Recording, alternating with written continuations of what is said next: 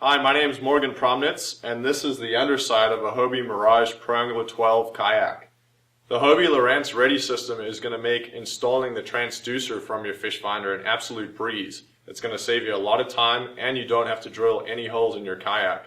Running the cables in and out of your kayak are really simple.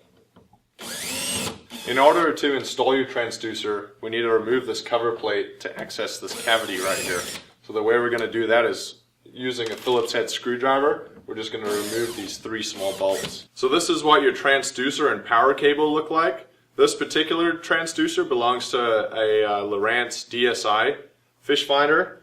And so we're going to mount the transducer to the cover plate right here in between these grooves. So I'll show you how to do that in this next step. So your transducer is going to go in between these 2 grooves like that. The one important thing to remember is to leave a tiny gap in between the bottom of your transducer and the top of the plate.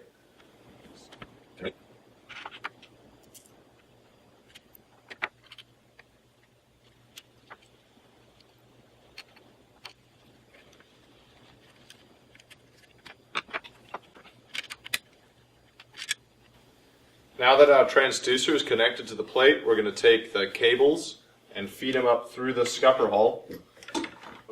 We're going to attach the plate back using these 3 brass inserts here and the small bolts that came with the boat.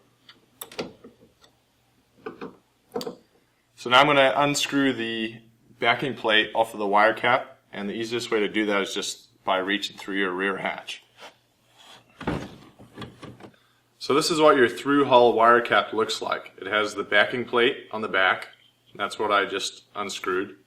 It also has a small O-ring to help ensure a watertight seal. And then it also has this little rubber insert right here, which I'm going to slide out. And that's where you're going to run your wires from your transducer through. This is a tree of rubber inserts that comes along with your Pro Angler 12. And these little rubber inserts all have different diameter holes for suiting different diameter wire depending on what kind of transducer you have. You'll also notice there's a couple without holes in it just for ensuring a watertight seal, and that's how your through hull wire cap actually came with the boat. Now that the cables have come up through the scupper hole, we're going to run them back inside the boat through the wire cap hole. We're going to use this little O-ring right here, and so let's put that right on here. So we have our O-ring, we have our rubber cap, and then we just slide it into position, and we put the O-ring back on there and slide into position, and we connect our backing plate. So since this part of the cable is going into the boat, we're going to put the backing ring on this way, facing downwards, because it's going to slip up underneath the boat, and we're going to tighten it like that. So you want these tabs pointing down so it's easy for your fingers to get a grip. So you'll notice that I've installed the cables so that when your seat is in the low position, the bottom of the railing does not hit the cables. We've completed running the wires from the scupper hole into the kayak at the back of the boat. Now I've run the cables back up to the front of the boat. The next step is running your cables out of whichever side wire cap you choose. Depending on what side you choose, there's going to be a piece of foam that's lined up with the wire cap. You need to remove that piece of foam. There'll be a strap that goes around it. Just undo the strap, remove the foam. Once you've completed this part, replace the foam and reattach the strap. To complete this process, we're going to run the cables out through this wire cap, which is currently closed.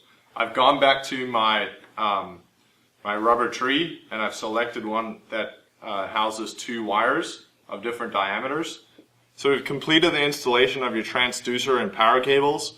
Now the monitor of your fish finder can be mounted on these mounting plates right here. The cables are adjustable, so if you want to store them out of the way, you need to pull some more cable out. You just connect it to your fish finder monitor. So that's it. We've installed the transducer in the cavity underneath the bottom of the boat, and we've run the cables up through this scupper hole inside the kayak with a fully waterproof connector, back out of the kayak with a waterproof connector, and the cool thing was we didn't drill any holes, we didn't have to glue anything. It's as easy as installing a fish finder could be. You have the option of mounting a fish finder on the left or right side, and later on in years to come, if you decide to upgrade your fish finder, it's an absolute breeze.